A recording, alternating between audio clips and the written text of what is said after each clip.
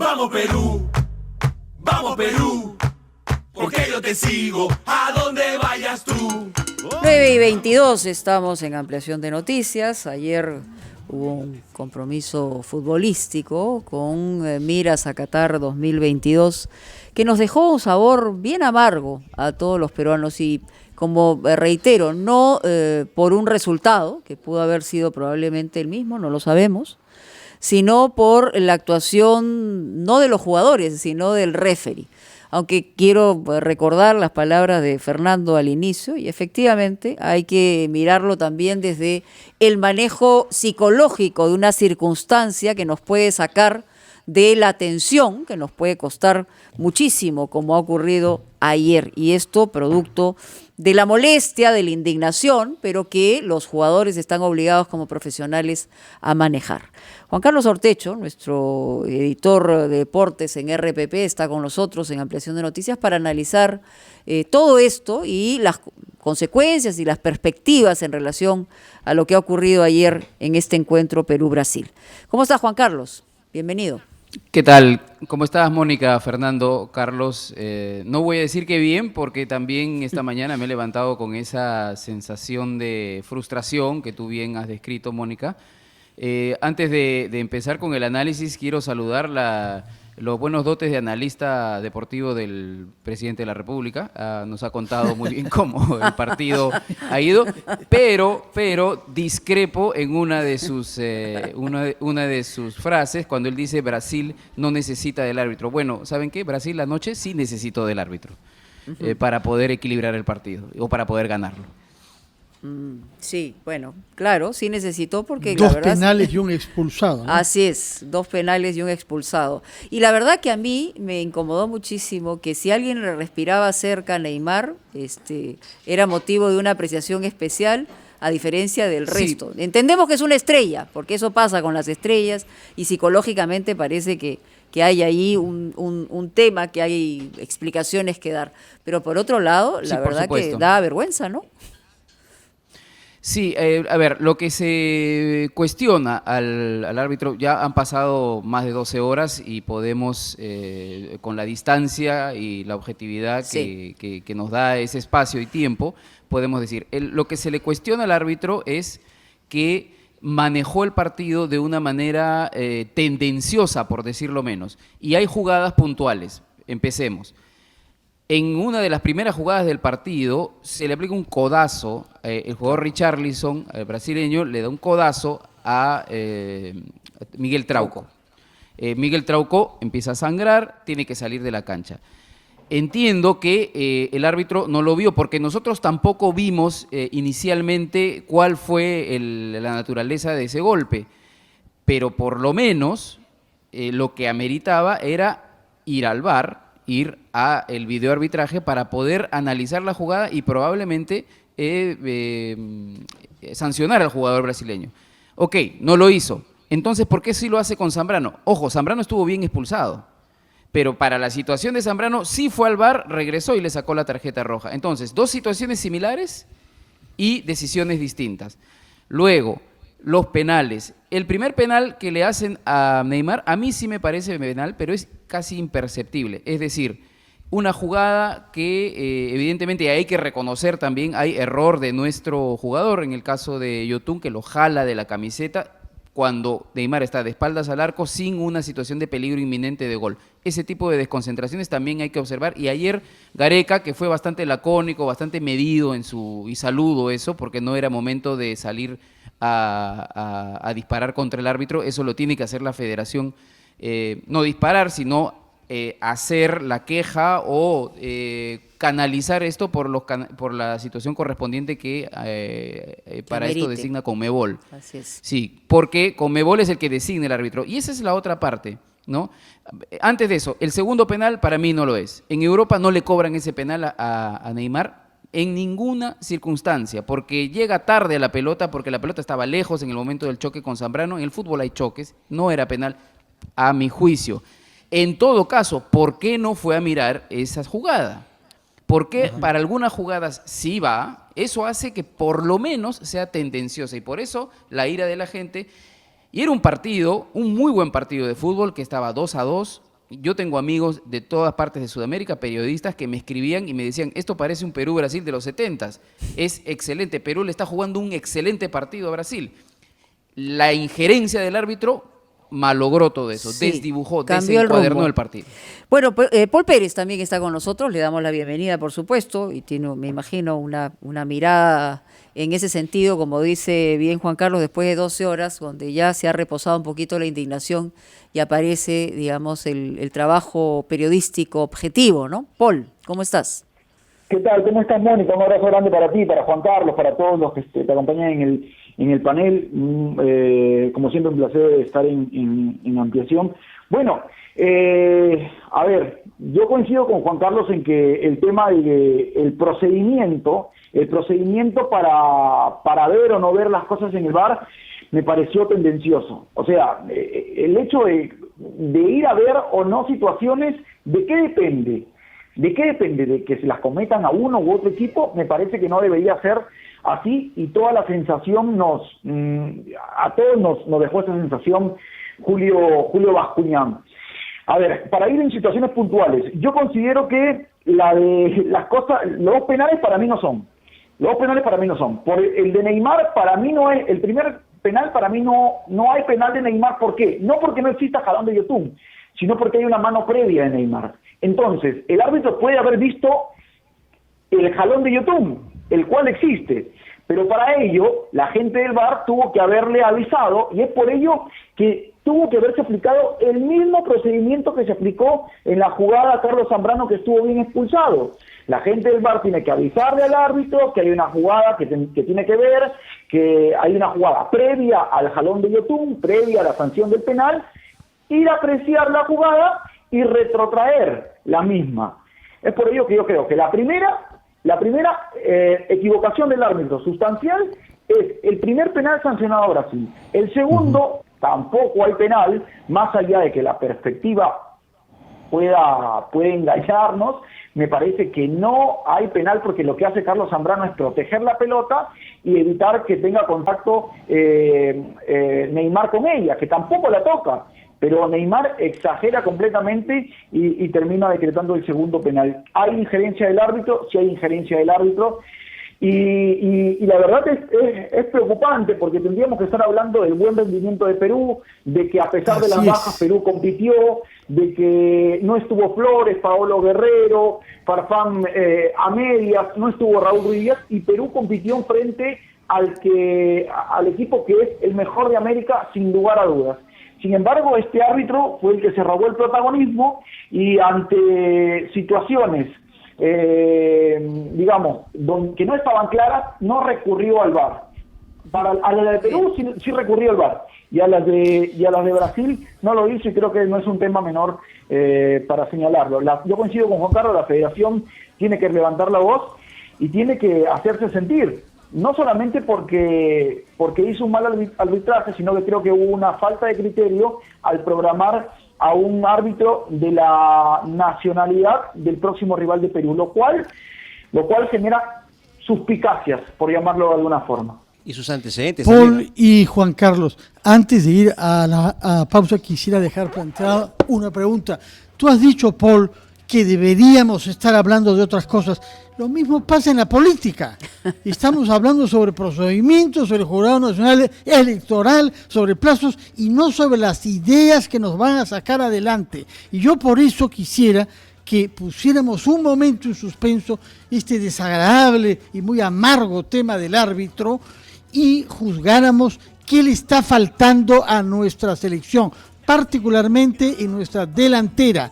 ¿Tenemos o no un reemplazo adecuado a Paolo Guerrero? Quisiera que nos contesten sobre esos temas de fondo, de la misma manera que pedimos a los políticos ideas, planes, y que paren de estar hablando sobre procedimientos. Ya regresamos. Hasta el final, porque regresaré a verte en el Mundial. Vamos Perú, vamos Perú. Muy bien, estamos con Juan Carlos Ortecho, editor de deportes de RPP, y nuestro comentarista Paul Pérez, analizando lo que pasó ayer, pero más allá, como señalaba Fernando, de la crítica, que es una crítica real al arbitraje, ¿qué pudimos hacer mejor o qué no hicimos bien? Así es, Mónica. Bueno, antes de entrar en lo futbolístico, yo simplemente quiero decir, porque evidentemente es difícil comentar un partido en circunstancias tan anómalas, tan accidentadas como las de ayer. Y repetir lo que dije anoche. El señor Julio Bascuñán, árbitro FIFA, árbitro de Chile, ha entrado en la historia de la infamia, en el panteón de la infamia de árbitros que nos han perjudicado. Así como Jorge Luis Borges escribió la historia universal de la infamia, hay una historia de la infamia de árbitros desde la época de Sergio Chechelev, árbitro venezolano que nos perjudicara en un partido con Bolivia en el año 69. 69. Sí, 69. Para siempre ese nombre, Chechelev, quedó en la memoria colectiva de los peruanos como la de una persona que nos perjudicó. Bueno, ahora Bascuñán también va a ser sinónimo de frustración y también de sospecha frente a situaciones tan complicadas como la que se vive anoche. A ver, yo creo que ante la pregunta de Fernando sobre si hay reemplazante de Paolo Guerrero, no, nunca lo ha habido. Paolo es un jugador singular, es un jugador que sale una vez cada 20 o 30 años o tal vez más, y gracias a él hemos cosechado muchos triunfos. Ahora, hay que tener en cuenta, estos dos últimos partidos, si bien lo hemos extrañado a Paolo, siempre se le extraña, Perú ha tenido presencia en el arco rival y ha anotado 4 goles. Le ha hecho 2 goles a Paraguay en Asunción y le ha hecho 2 goles a Brasil en Lima por primera vez en la historia. Por primera vez en la historia de las eliminatorias. Nunca antes, ojo, la última vez que Perú había estado en ventaja frente a Brasil en un partido de eliminatorias era el año 57, hace 63 años. No habíamos nacido ninguno de nosotros. Y quiero Ni yo. eso Gracias, enfatizar. Juan Carlos. Sí, bueno, es el nosotros editorial, perdónenme. Pero editorial en el sentido de todo. Pero estás claro, estamos claros que no habíamos nacido.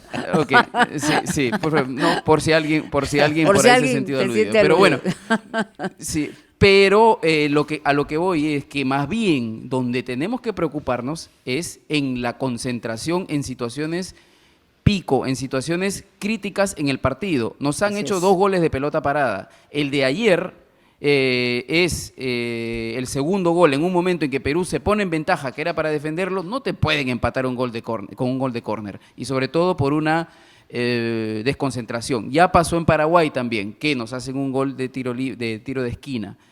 El primer penal, más allá de lo que dice Paul, me corrijo, lo que dice Paul es correcto. Es penal para mí el jalón, pero hay mano previa de Neymar. En esa circunstancia, ese penal tampoco debió haber sido cobrado. Pero ahí hay también una falta de concentración, de tomarlo de la camiseta innecesariamente, sabiendo que tienes un árbitro con un pito que en cualquier momento iba a sonar porque estaba ansioso de cobrarle, y que Neymar es un actor de primera clase, ¿no? Que gana Grammys, Emmys, Oscars haciendo ese tipo de cosas. Entonces, Sí, la verdad. ahí creo que hay que ajustar en la concentración y en lo demás. Yo creo que se puede suplir, ¿no? Lo de la delantera, Carrillo está en un buen momento. Lo necesitamos a Guerrero, sí. Es reemplazable, no, pero por el momento en ofensiva estamos teniendo una buena producción. Bueno, yo quería hablar con ustedes acerca de el futuro de la selección en estas eliminatorias. Lo que viene, Es cierto, exactamente, porque es muy puntual lo que ha dicho Juan Carlos, y tiene mucha razón. Hay deficiencias en defensa y en ataque. Pero esta selección ha recuperado desde hace un buen tiempo el carácter competitivo contra selecciones de mucho nivel, en este caso el de Brasil. ¿Qué perspectivas tenemos para estas eliminatorias? ¿Cómo ven justamente el desarrollo de las mismas y el juego de Perú contra rivales obviamente que están en primera línea y van a querer obviamente llegar al Mundial? Sí, Carlos, a ver, Es de lo que todos quisiéramos estar hablando en estos momentos, porque la verdad Perú ha crecido, más allá de las bajas que ha tenido, Perú ha crecido muchísimo y Perú puede competir de distintas maneras. Perú puede competir buscando discutirle la pelota a selecciones como Paraguay en condición de visitante o dándole la pelota a otras como Brasil en condición de local. Es por ello que Ricardo Gareca ha formado, creo yo, una selección competitiva, una selección que uno sabe que puede ganar, perder o empatar, pero que va a pelear hasta casi el final del partido por quedarse con el resultado. Digo casi, porque yo me quedé con una mala sensación ayer, lo he comentado en la transmisión, y es algo que sí me preocupa y que termina ratificando Ricardo Gareca en la conferencia de prensa. Paul, más allá...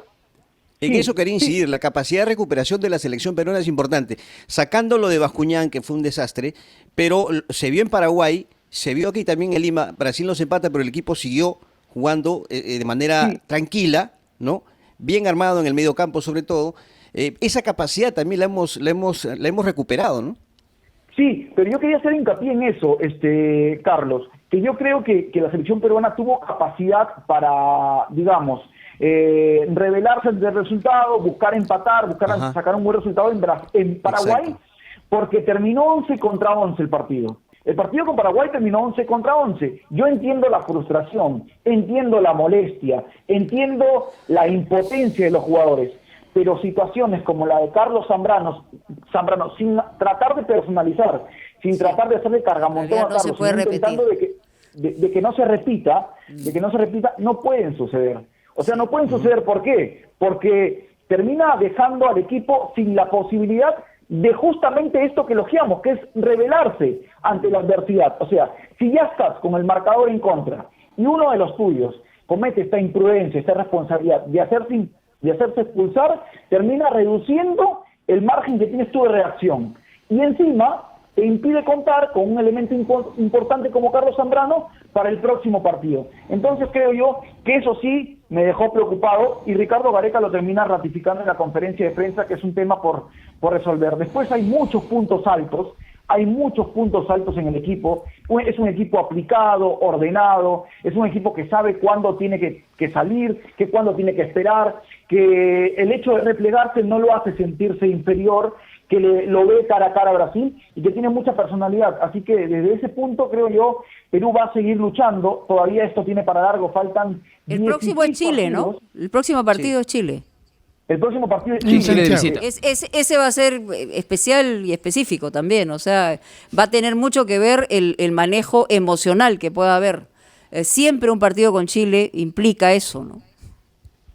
Sí. Claro, porque una acción como la que se ha dado, y no solamente de Carlos, sino se daba en otros jugadores, puede hacerte perder el trámite del partido y por ende el resultado. Sí. Entonces hay que tener mucha cabeza fría en ese Mónica. sentido. Sí, perdóname, Paul, solo para terminar. Y aquí también hay otra cuestión. Discúlpame, Fernando, pero tengo que hablar de lo procedimental.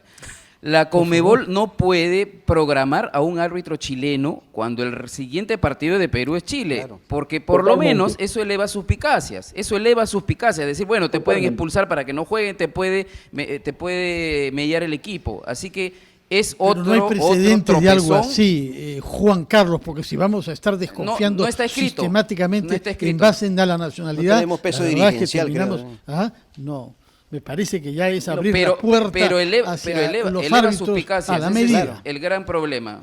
Y si se puede evitar, ¿por qué no hacerlo? ¿Por qué no poner un árbitro ecuatoriano Ahora, y poner un chileno? Una en otro cosa que partido? así me llamó la atención, que por ejemplo un conocedor en redes, como es Mr. Chip, que tiene tantos seguidores, ha hablado de que los arbitrajes con árbitros de ciudadanía chilena no nos han sido para nada favorables históricamente, pero eso ya son cosas para los futboleros, son coincidencias. Puede ser una casualidad. Discúlpame Juan Carlos, pero prefiero quedarme con la actitud que tuvo Gareca, que hubiera sido la primera víctima y el primer interesado en hacer un escándalo. Y lo que él transmitió es aliento y vamos para adelante en vez de estarnos lamiendo las heridas y recordando el traumatismo Chechelev, que ya tiene 51 años. Ese sí lo recordamos, Fernando. Entiendo, Fernando, pero de todas maneras yo creo que Gareca lo que hace es le deja a quienes les corresponde. La Federación Peruana de Fútbol no se puede quedar callada porque lo de ayer... Eso sí. Eso es lo de verdad. ayer fue, Claro. lo de ayer fue un hurto. Vamos, no Ya, voy a decir robo a aquí, mano a mira, mano, aquí pero me fue un están hurto. haciendo adiós. Me dicen que tenemos que dejar esto porque esta discusión puede seguir. Procedimiento. Estamos robando. Lo que Nosotros también sí- estamos hurtando minutos. Tienen que estar bien parados para el próximo partido, que es crucial, fundamental para todos. Muy bien, vamos a una pausa, ya regresamos. Gracias. Hasta el final.